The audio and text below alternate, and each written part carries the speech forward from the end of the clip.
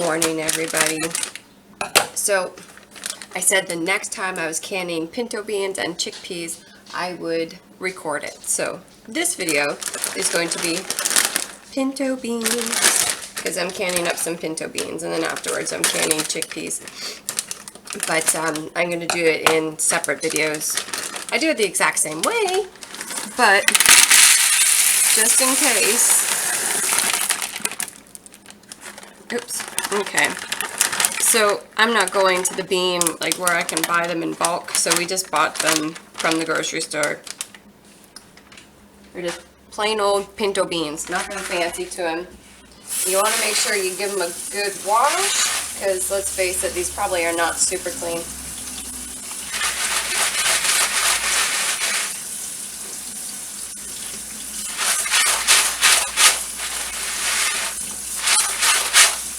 And if you find anything that you're not really liking in there, pick it out while you're doing this.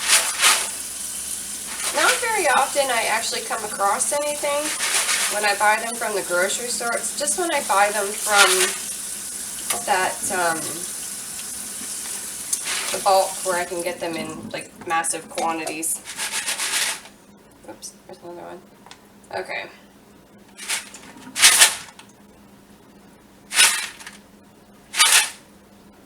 Yep, just 2. Oh, let's go back that way. There it is. Okay, 3. Yep. Okay. Now, I always do my beans in pint jars because it's a little easier for me to work with. And if I need more, I just open 2. But it's not very often I need 2 jars of something, because I have so many different kinds of beans canned up that we always use more than just one kind. So I add half a cup of beans to each of my jars.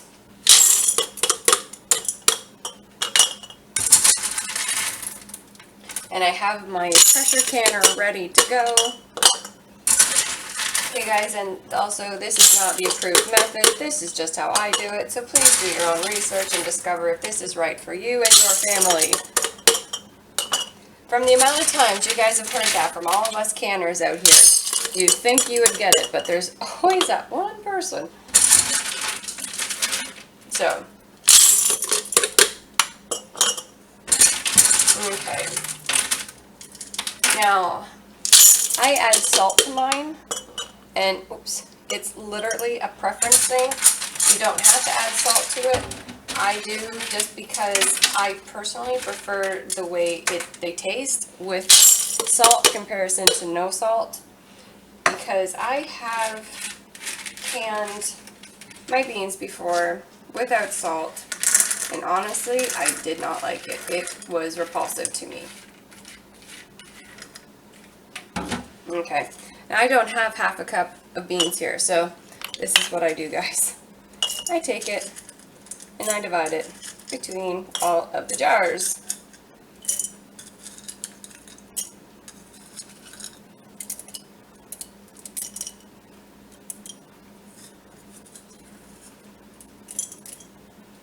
Let's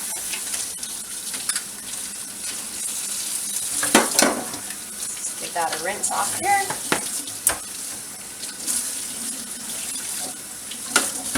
Okay. And now, I need my salt. I thought I had everything ready, but I didn't. What a shock. Okay. Now, I add half a teaspoon of salt to each pint jar. And again, you don't have to add salt. It's a preference thing.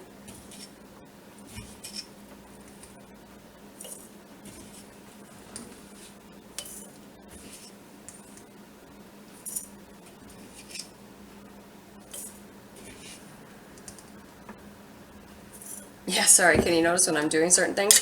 I can't talk, I need to concentrate. Okay, so I'm just going to set that over there. That actually hurt. Okay. Now, I've got my hot water here, and we're just going to fill the jar up to 1 inch headspace.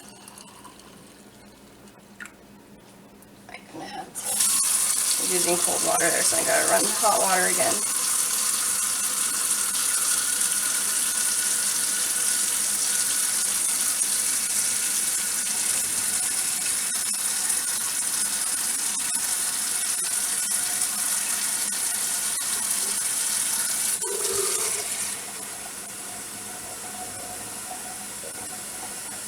Now, like I said before, my hot water from my tap, it gets very hot, so I'm not concerned about making sure it's boiling. So I don't know if you guys can see it or not, but there, oh, way too much there. But there is steam coming off of this, so I don't know if you guys can see that or not.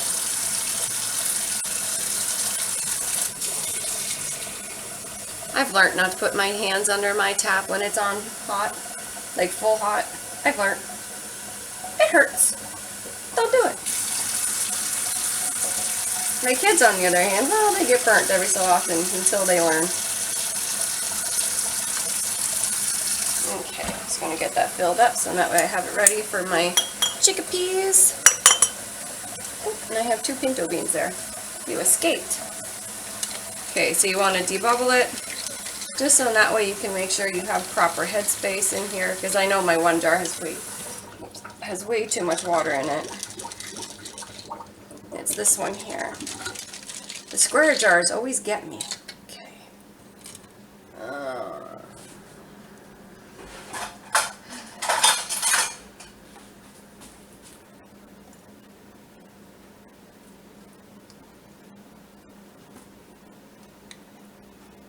Yes, when I'm canning, I never use metal. Never, never, never. Never, never, never. I always use plastic. Like, I have tons of disposable plastic spoons just for my canning. I'm always washing them, but I only use plastic spoons, plastic this. You know, that's all I ever use.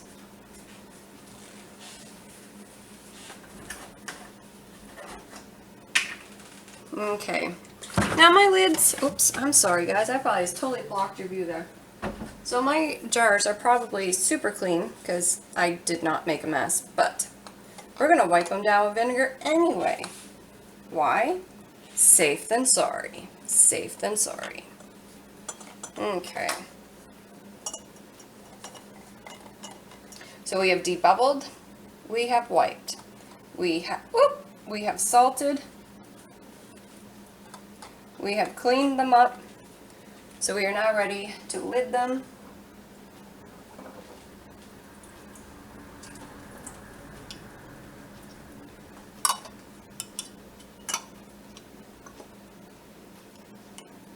Yes, guys, and these were soaking in hot water. I think some people actually wonder that about me when I'm canning. Does she soak her lids? I do. Just you guys don't see it, and I can grab them out of my hot water.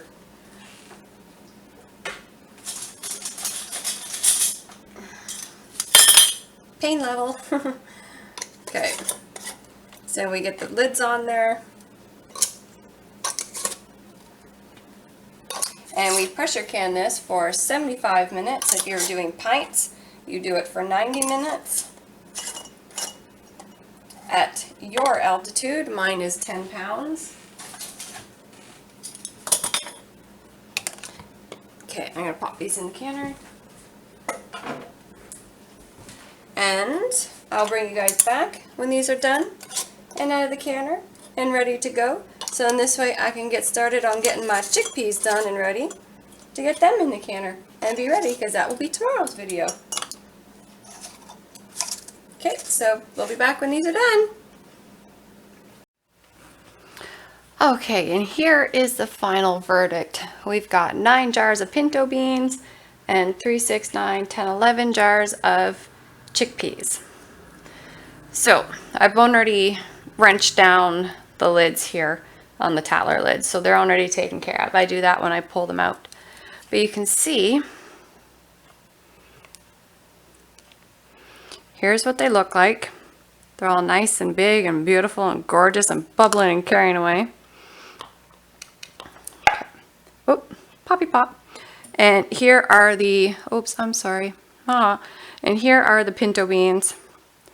Gorgeous, ready ready to be turned into refried beans or to go into chili, because they kind of go in either one.